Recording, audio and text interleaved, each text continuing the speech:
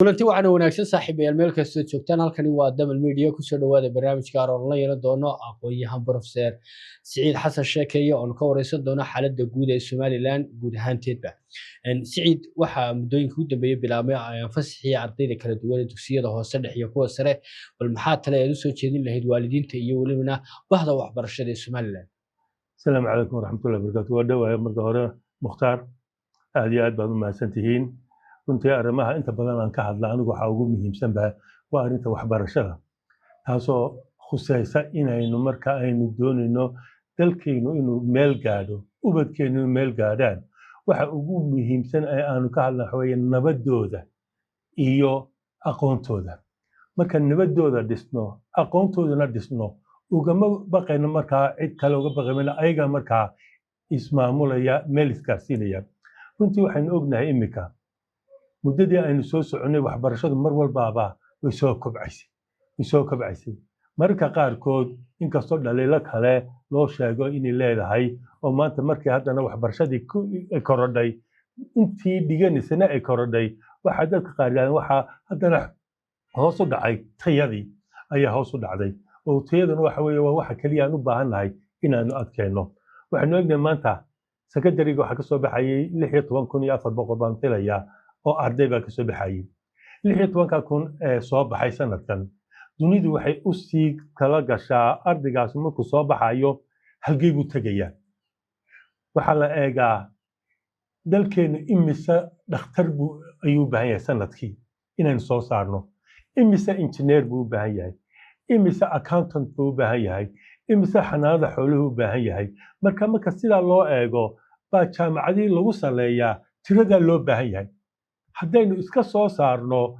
dad badan iska soo saarno oo dadka aan soo saarnayna hadhowtol shaqo la'aan fadhiistaan waxa weeye ilmahaasi ilaa secondary-ga soo dhiganayay waynu ka luminay weeyaan runtii waxaan jeclaan lahaa inaan la yeesho istiraatiiji la leeyahay sidee baynu ku gaadhnaa inaan iswaafajinno ardaydeena soo baxaysa iyo baahida Somaliland ee la qabo waad ogtahay imika wasaarad walbaaba waxaa fadhiya ilaa iyo boqolaal yaa ardaynimo soo dhammaystay waxaa laga yaabaa inay wada leeyihiin hal xirfad oo xirfadda mooyaane xirfadihii kale ay meesha ay ka yar maqan yihiin waxaan soo jeedin lahaa waalidku yuna wuxuu asaga u jeclaa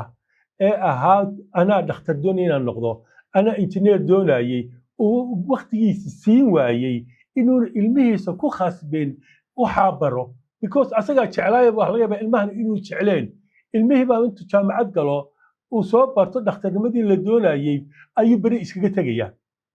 وايو مو أهين وحو شعلي هاي مركو حلايا عروتا هالو إيغو وحي همي قودا إيو فكر كودي هاي وحلا بركا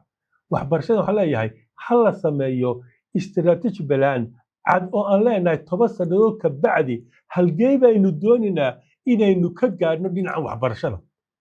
oo 10 sanadood ka bacdi waan ogahay imika waxba ma bedeli karno laakiin haddaynu dhigano sanad walba intaas aynu kor u qaadaynaa waa hubaal inaynu gaadhino 10 sanadood ka bacdi isku filaasho dhinaca waxbarashada inaynu gaadhino istiraatiijiyada in la sameeyo oo lagu horumaro ayaan doonayaa waa dhinaca kale waxa jiray siyaasaddeenu markii hore waxay ku salka ku hayn jirtay gobole iyo reere iyo way ku hayn jirtay ideology kuma hayn jirin waan ku mahadinayaa in xisbiga wadani iyo weli guddoomiyiisu uu yidhi waxaan bilaabayaa ideology aragti xisbiga lagu taageero oo arrintaa lagu taageero haddii maanta lasii xoojiyo xisbiyada kalena ay xoojiyaan taa aynu wadno waxaa dhacaysaa inay laba walaali laba aragtiyo kala duwan ay kala qaataan xagii reeraha lagu taageeri lahaa xisbiyada halkii reer loogu taageeri lahaa sax marka taasina maxay dhigaysaa ilmihii yaraa inuu wax ku barto talabaad waxbarashadeena wax ka maqan sidii society wixii ahaa wadaniyadii marka waxaa leeyahay dal walbaaba caruurtiisa wuxuu ka dhisaa wadaniyadda marka inaynu ku kordhino wadaniyadaas waa kow dhinaca kale af Soomaaliga waxa moodaa in laga sii socdo oo ilmihii la leeyahay af Ingiriiska ma saxay isbeelankiisa laakiin hadda aragtid ubadkeena maanta af Soomaaliga ay qoraan waa wada qalad waayo waxa weeye qiimaan la siinayn marka waxaan leeyahay waxbarashadu qiimaha koowaad ha siiso luqadeena oo qofka aan luqadeena imtixaankiisa adag weliba inta laga qaado ku baasin yaana la siinin yaa shahaadadii dhabtahayd ayaan leeyahay waxbarashadu waa danteena yaa asaasiga ah ubadkeena waxaan leeyahay tayadeena aan kor u qaadno xisbiyaduna ha ka midaysnaadaan dhinaca waxbarashada oo mar walbaaba xis walbaaba siyaasaddu yar ka hadlayne markuu arko waxbarashadii iyo qaldan xoog ha saaro madoonmaasatahay siciid markaynu halkaa kaga nimaadno dhinacii waxbarashada iyo talooyinka aad soo jeedinaysay somalilan waxay sanadkii hore dhammaadkiisii aqoonsi ka heshay dowladda israa'iil aqoonsigaasi kadib waxay somalilan safaarad ka furatay magaalada qudus furashadaasi safaaradda waxaa ka yimid hadallo badan oo xisbiga ka ah ee mucaaradka somalilan uu ka soo horjeestay xisbiga kulmiye isagu wuxuu sheegay inuu xukuumadda la taageersan yahay iyo xisbiga waddan uu la aragti yahay xagga safaaradda bakaal aqoon-yahan ahaan adigu aragtidaada ku saabsan safaaraddaasi horta runtii haddaan in yar oo guudmar ah aan yar qiimeeyo horta marka ugu horta waxaan odhanaynaa bal qodobo haddaynu eegno waxaan aqoonsigu waa dan qaran horta aqoonsi markaan leenahay waa dan qaran ma aha dan xisbi leeyahay ama qof leeyahay waa in horta marka hore taa isla ogaanaa markaynu taa isla garanno baynu hore uga sii yaanba qaadi karnaa siyaasadda dibaddeenu waxa ay ku xidhan tahay dano danteenu waa maxay somalilan maxaa u dana ilan waxbaynu doonaynay soo maha marka danteyna aynu marka hore eegana xodhanayo somalilan danteedu maxay tahay marka halkaas aynu ka qaada laakiin maaha xiise iyo yaa laablakac iyo cid raaligelin iyo waxaasi kuma jirto waxay ku jirtaa danteynaanu u dirsanay arrimaha dibadda oo arrintaas dhaleecaanta waa xuquuq xisbigu leeyahay uu shakhsigu leeyahay in wax la dhaleecayo waxaas waa qalad laakiin waxaa loo baahan yahay waa inay noqotaa mid xal soo keenaysa waa inayna noqonin mid ummadda kala kaxaynaysa dhaliisha aad sheegaysaa ha noqoto mar walbaaba mid ummadda isku keenaysa ayayna noqonin mid tafaraaruq ku keenaysa marka dhaliil ma noqonayso waxay noqonaysaa dhib bay noqonaysaa dhib baad keentay markaasi marka waa in la eegaa dhaliishaan jeedinaya maxay tahay aqoonsi kasta wuxuu kordhiyaa kalsoonida kalsoonidaada iyo kalsoonida ummadda kugu qabto ayuu aqoonsigu ku kordhiyaa oo waxaad noqotaa qof hoose mabda'a somalilan wuxuu ku salaysan yahay saaxiibtinimo dalalka oo dhan waxaynu la leenahay saaxiibtinimo ayaanu la leenahay aqoonsi aynu ka helay dalla micnaheedu maaha cid baynu colaad la leenahay inaku cidna colaad lama nihin waxa ii soo kordhayna ninka igu colaadinayaa markayga horeba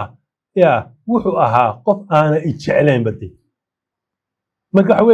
waxa ii soo kordhaa waa in haddaad saaxiibkay tahay waa inuu adigana ku raali geliyaa marka waa maxay aynaku cidna lama colihin laakiin waxa weye danteydu waxa weeye first baynu odhanaa kala aragti duwanaanshaha siyaasaddu waa dimuqraadiyadda waa waxaynu dhisanay inaan ku kala aragti duwanaano siyaasadda waa loo baahanya laakiin waa inaanan loo adeegsanin weeqidda danta qaranka waad iga aragti duwanaan kartaa laakiin iguma adeegsan kartid weeqidda qarankeena inaan laga helo gol jilicsan in laynaga helo waa inaad ka ilaalisaa laakiin aragtida kala duwanaanshaheedu waa waxaynu dhisannahay aanu u samayshanay shacabka soomaaliya waxay muddo ka badan 4 sannadood raadinayeen inay ka mid noqdaan ummadda kale sida dalalka kale bulshada u leedahay cid walbaaba oo ina taageerta oo ina ku taageerta higsigeeni iyo halkan u soconay wanaag mooyaane wax kale inaguma leh maantay inaynu wax ka sheegno ama diidno waa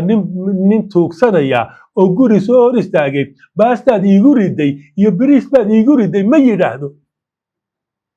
waayo markiisa hore uga tuugsanayo lahaa wax sii yade marka kuma lihin xaq uguma lihin inaan waxa ma doonino basta doonay bris ba doonay uma lihin laakiin waxa weeye waxa aanu soo helay ma yahay wax inoo cuntaba alxamdulillah diyaa walxamdulillah okay waxaan ogaa dowladnimadu aqoonsigu waa xaq lagu kasbaday waxqabad aqoonsigan aynu helay waxaan ku kasbanay waxqabad 34 sanadood baan u soo halgamayay 34 sano waxaan u soo halgamayay maalintan gaadho wixii iga taabta waxaan u arkayaa 34 sanadoodba inuu igula soconin waxaan aan doonayay mabaatay waayo baba wixii aan doonayay haddaan helay sidee baaban anu diidi karaa cid kasta oo ka soo horjeesata aqoonsiga waxaa la gudboon inay sharaxdo waxa ay uga soo horjeestay waxaa habboon inay keento waxay leedahay waxaasaan anugu hayaa oo aan ku bedelayaa laakiin waxaasaan diidanahay lama yidhaahdo waxa la keenay wixii aad waday adigu ee aad rabtay haddaan si gaaban aan uga jawaabo aqoonsigu ma aha arrin xisbi ama qof u gaar ah waa dan qaran oo ay tahay in lagu midaysnaado mar walba danta qaranku in lagu midaysnaado dal kasta oo si rasmi ah u aqoonsan Soomaaliya waa guud diblomaasiyadeed oo inoo soo hoyatay shacabka iyo xisbiyaduna waajib tahay inay taageeraan waayo waxa weeye waa wixii aynu u soconay aragtiyo kala duwan waa la yeelan karaa balse waxaa muhiim ah in doodu ku saleysnaato danta qaranka aragtidu ma diidani laakiin danta qaranka aragtiya lagama yeelan karo waa dan qaran waa in la kala saaraa aragti siyaasadeed iyo dan qaran waa in la kala saaraa xaqiiqooyinka iyo xoojinta sumcadda Soomaaliyeed ee caalamka ayay inoo horseedaysaa aqoonsigu in la xaqiiqsado jiritaankeena in magaceenu kor u dhaco sumcaddeenu koorato ayay meeshaasi keenaysaa halkii ay noqon lahayd mid ugu yaqaysa fursadaha aqoonsi haddaynu kala aragti duwanaano oo qarannimada ku kala duwanaano waxay ugu yaqaysaa dalal badan oo kale oo ina soo higsanayay oo lahaa waanana waan raacina ayaa odhanaya war ayagii baaba kala qaybsane waa maxay waxan nin qoyan biyo iskama dhooro ayaa hore loo yiri anigu maanta waxaan leeyahay waxaynu galay oo aynu qaadanay maxay xukuumadda u xil saarnay inay inoo keento wax ayaan xil saarnay beri baa waxaa jirtay sheeko yaroo gaaban oo ahayd bulsho deganeed meel xeeba ayaa dhinaca bariga dhinaca bariga ayaa habar dugaag ka buuxay way u geli kari weydiyo habar dugaaggaasa ayay is haystaan baddaasi markaa kalluunka kala soo bixi jiray marba mid kalluun ah nin ilaahay barkeeye markii dambe habeennimo galay badii awal maalintu bay geli jireen habeennimu badii u galayoo wuxuu u soo helay nibiri soo caariyey nibirigiiba u keenay nibirigiiba saa u eegeenoo niman baa soo dustay waxay waryaadhe intaynaan horta midida ku samaynin horta nibiriga aynu wax iska weydiin waay maxaa la iska weydiinayaa mid baa wuxuu yidhi nibiriga horta muxuu soo caariyey ma dan gaaruu leeyahayoo wuu isku keenabayaayo inuu inu cunuu doonaya mid baa wuxuu yidhi waar maya ma cid kalaa laheedoo waa bahal soo lumay mid baa wuxuu yidhi ma dan gaaraa loola jeeday markii la soo saaray waa mid kalluun yar iibin jirayoo kalluunkii dadka u keeni jiray oo ku faraxsanaayeen damar dambe la odhan maayo kalluun lagu farxi maayee waa nibiri keen baa la odhanayaa de marka wuxuu yidhi haddii aad nibiri ma keeni kartide nibiriga wax ka sheeg إلى هذا كين كره نبيرجا وأنا ده كيك نبيرجا ما هو أساسي أكلون كي أراو كيتدي صح هذا يا ما نقطي مكيل هذا يا واحد علي يا نبيرجي إنه صاير يا وصاير يا شد اللي هو ونبيري مال يا لا حابي يا لا يا ما قلتي مركزها وهي لو يمحور يارها والنبيرجا دنتيني بكتشة تينا إنه يا كفائديشنو انت ايدين كهليسان نبيرغو مخو يahay sideeba u yimi yunu nibirigu idinka xumaani mabaatay waxaan leeyahay war ilaahay nibirigu ina siiyey war wax wanaagsan buu ina siiyey waddanteenu maanta halkii aynu ka geli lahayn dunida ayaanu helay hadalka aynu iska dayno oo aynu ku midowno nibirigan sida aynu uga faa'iidaysan lahayn nin walboobaaba siyaasadaada gaarka ah dib u dhigo waxaan kaloo soo jeedinayaa go'aankayga furitaanka safaaradda ee qudus waa go'aan ku salaysan qiimeyn qaran waa go'aan ku salaysan qiimeyn qaran oo dheelitiran sidaan u arko waa wax dheelitiran waa wax laga fakeray waa wax laga wada hadlay waa wax sanad ku dhowaad intaaba la waday marka waxaan arkaa inuu yahay mid qiimada waa arrin si qoto dheer la isba bardhigay faa'iidooyinka inaga soo gelaya iyo dhibta inagaga imanaysa waa wax la isba bardhigay ama wax aynu ciyaar aynu ku galnay hadda maxaa laga filaya xiriirka Israa'iil ee saameyn uu ku yeelan karo xiriirka Somaliland furitaankeenaasi xiriirka Somaliland muxuu ku yeelan karaa dalalka qaar waxaa laga yaabaa inaynu soo dhaweynin yes ninkaan soo dhaweynin dantiisu wuxuu ka arkay haddaad adigu dantaadi dan ka aragtay asagu dantiisu wuxuu ka arkay inaynu Somaliland soo dhaweynin arrintaasi